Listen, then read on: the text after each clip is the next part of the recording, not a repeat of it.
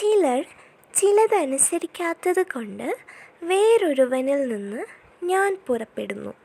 എൻ്റെ പേരെന്ത്? ജലനദി. സങ്കീർത്തനം 119 136 എൻ്റെ പേർ ബൈബിളിൽ ആകെ ഒരു പുസ്തകത്തിലേ ഉള്ളൂ. എൻ്റെ ജന്മദേശം കൽദയ ആണ്.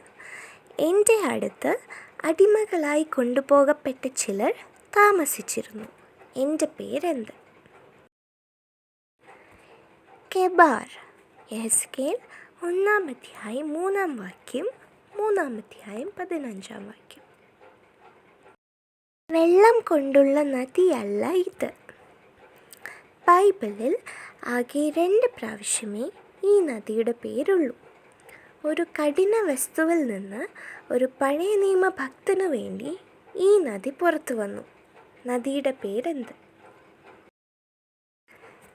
തൈല നദി. യോബ് 29:6 മീഖ 6:7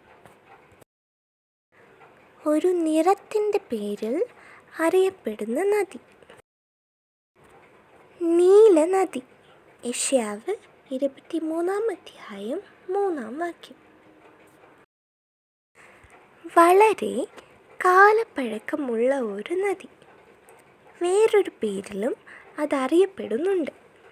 ചിലർ ചിലതിനെ കൊന്നു കളഞ്ഞത് ഇതിനരികെ വെച്ചാണ്. നദിയുടെ പേരെന്ത്? കീശോൻ തോട്.